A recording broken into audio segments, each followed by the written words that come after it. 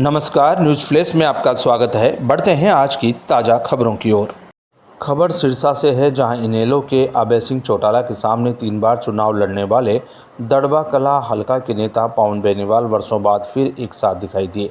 आपको बता दें कि पवन बेनीवाल इनेलो के अभय चौटाला के सामने 3 बार विधानसभा का चुनाव लड़ चुके, जिनमें 2 बार भाजपा की टिकट से और 1 बार कांग्रेस की टिकट से अभय सिंह चौटाला के सामने चुनाव लड़ने वाले पवन बेनीवाल फिर एक मंच पर आकर साथ मिल गए। पवन बेनीवाल ने एक बार फिर इनेलो ज्वाइन की। पवन बेनीवाल ने साल 2014 में इनेलो छोड़कर भाजपा के टिकट पर अभय सिंह चौटाला के सामने चुनाव लड़ा। फिर 2019 में एलनाबाद विधानसभा सीट से अभय सिंह के सामने चुनाव लड़ा, तो फिर साल 2021 में एलनाबाद विधानसभा उपचुनाव में कांग्रेस की टिकट पर अभय सिंह चौटाला के सामने चुनाव लड़ा, लेकिन तीनों बार उन्हें हार का सामना करना पड़ा। रविवार शाम को अभय सिंह चौटाला दड़बा कला स्थित पवन बेनीवाल के घर पहुंचे, जहां पर पवन बेनीवाल ने अपने समर्थकों सहित उनका स्वागत किया और कांग्रेस छोड़कर इनेलो का दामन थामा। पवन बेनीवाल के घर जलपान कार्यक्रम के तहत इनेलो नेता अभय सिंह चौटाला और पवन बेनीवाल अपने पुराने गिले शिकवे भुलाकर वर्षों बाद एक साथ नजर आए। इस मौके पर पवन बेनीवाल ने कहा कि वह पहले इनेलो और अभय सिंह चौटाला के साथ रहे थे, लेकिन किसी बात को लेकर मनमुटाव के चलते उन्होंने अलग अलग रास्ते अख्तियार कर लिए। उन्होंने कहा कि उन्होंने अभय सिंह चौटाला के सामने 3 बार चुनाव भी लड़ा, लेकिन पारिवारिक और सामाजिक रिश्ते कभी भी कमज़ोर नहीं हुए और अब समय की नज़ाकतता को देखते हुए एक बार फिर साथ हुए हैं तथा अब अभय सिंह चौटाला चुनाव में जो भी ड्यूटी लगाएंगे वह पूरी तरह निभाएंगे। इस मौके पर इनेलो नेता अभय सिंह चौटाला ने कहा कि पवन बेनीवाल उसका सदा अजीज रहा है और छोटा भाई है और किसी एक बात को लेकर उनके बीच गलतफहमियां हो गई थी, अब सारे गले शिकवे दूर हो गए।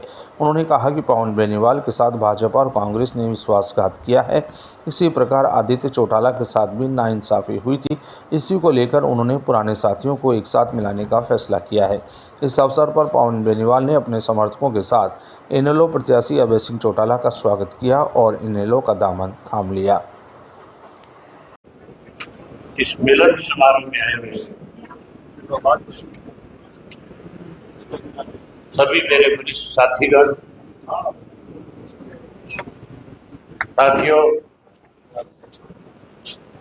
5 तारीख को चुनाव होना है और ये मान के चलो, पवन का जो परिवार है उसके साथ हमारे कोई राजनीतिक संबंध नहीं है। इस परिवार के साथ